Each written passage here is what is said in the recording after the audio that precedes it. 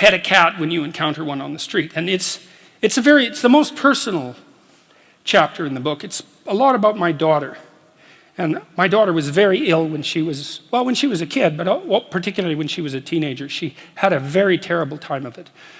She had juvenile rheumatoid arthritis, and when she was between the ages of 14 and 16, it first destroyed her hip, which had to be replaced, and then it destroyed the ankle on her other leg, which had to be replaced. And she walked around for 2 years on broken legs, and she was taking massive doses of opiates and could hardly stay awake. And she had this advanced autoimmune disease, which produced all sorts of other symptoms that were just as bad as the joint degeneration, but which are harder to describe.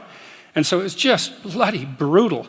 And as a test of your faith, there's almost nothing that's more direct than a serious illness inflicted upon an innocent child, right? And so the chapter's a meditation on that, and also on, what to do in a situation like that, because everyone is going to have a situation like that in some sense, because you'll be faced with illness in the people that you love and in crisis. And so it's a practical guide to coping with those sorts of things. And one of the things you do when you're overwhelmed by crisis is you shorten your time frame.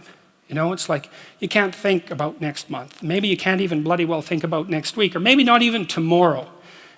Because now is just so overwhelming that that's all there is. It's like, and that's what you do. You cut your time frame back until you can cope with it. And if it's not the next week that you see how to get through, then it's the next day. And if it's not the next day, then it's the next hour. And if it's not the next hour, then it's the next minute. And people are very, very, very, very tough. It turns out that if you face things that you can put up with a lot more than you think you can put up with, and you can do it without becoming corrupted. And she did recover quite fully, and much as a consequence of her own machinations, because she figured out what was wrong with her and then took the necessary steps to fix it. You have to be alert when you're suffering. You have to be alert to the beauty in life, the unexpected beauty in life. And that's kind of what I was trying to get across with the idea of the cat. There's this cat that lives across the street from us called Ginger, and Ginger's a Siamese cat. And cats really aren't domesticated, technically speaking. They're still wild animals, but they kind of like people.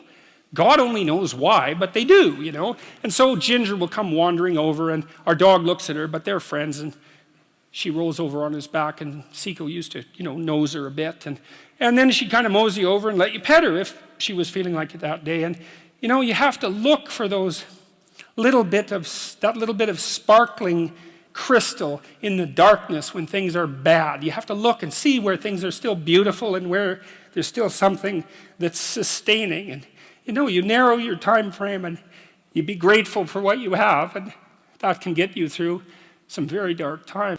And maybe I think, and this is sort of what I closed the book with, is this idea is that if we didn't all attempt to make terrible things even worse than they are, then maybe we could tolerate the terrible things that we have to put up with in order to exist. And maybe we could make the world into a better place, And it's what we should be doing and what we could be doing, because we don't have anything better to do.